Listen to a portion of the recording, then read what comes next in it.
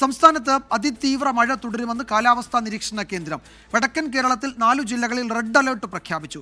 കോഴിക്കോട്, വയനാട്, കണ്ണൂർ, കാസർഗോഡ് ജില്ലകളിലാണ് red alert. നാളെയും മറ്റന്നാളും 14 ജില്ലകളിലും മഴ മുന്നറിയിപ്പുണ്ട്. അലക്സ് മുഹമ്മദ് വിശദാംശങ്ങളുമായി ചേരുന്നു തിരുവനന്തപുരത്ത് നിന്ന്. അലക്സ്, സംസ്ഥാനത്ത് കനത്ത മഴ തുടരുകയാണ്. കാലവർഷത്തിന്റെ ഈ ഭാഗം എന്ന് വെച്ചാൽ ഈ പറയുന്ന ദിവസങ്ങൾ കുറെ കൂടി കടുത്ത മഴയ്ക്കുള്ള സാധ്യതയാണ് പ്രവചിക്കുന്നത്, അല്ലേ?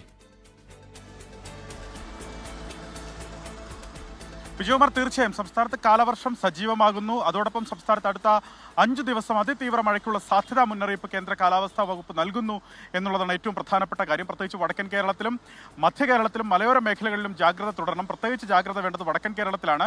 വടക്കൻ കേരളത്തിൽ ഈ ദിവസങ്ങളിലെല്ലാം ഇന്നടക്കം അടുത്ത 4 ദിവസവും വടക്കൻ കേരളത്തിൽ അതിതീവ്ര മഴയ്ക്കുള്ള സാധ്യതയുണ്ട്. റെഡ് അലർട്ട് പല ജില്ലകളിലും വടക്കൻ കേരളത്തിൽ പ്രഖ്യാപിച്ചിട്ടുണ്ട്. കോഴിക്കോട്, വയനാട്, കണ്ണൂർ, കാസർഗോഡ് ജില്ലകളിൽ ഇന്ന് അതിതീവ്ര മഴയ്ക്കുള്ള സാധ്യതാ മുന്നറിയിപ്പായ റെഡ് അലർട്ട് പ്രഖ്യാപിച്ചിരിക്കുന്നു.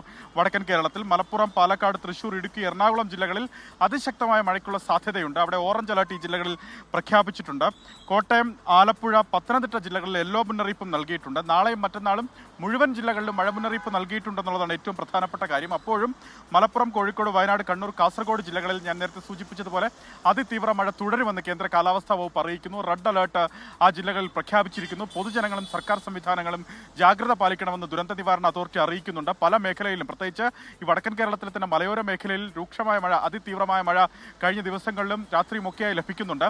ആ മേഖലയിൽ ഉരുൾപൊട്ടൽ സാധ്യതയുള്ള പ്രദേശങ്ങൾ, മണ്ണിടിച്ചിൽ സാധ്യതയുള്ള പ്രദേശങ്ങൾ അധികമാണ്. ആ പ്രദേശങ്ങളിലൊക്കെ പ്രത്യേക ജാഗ്രത തുടരണം. മാറി താമസിക്കണമെന്ന നിർദ്ദേശം അധികൃതരുടെ ഭാഗത്തു നിന്നുണ്ടായാൽ പൊതുജനങ്ങൾ അത് അനുസരിക്കാൻ തയ്യാറാകണമെന്നും ദുരന്ത നിവാരണ അതോറിറ്റി വ്യക്തമാക്കുന്നുണ്ട്.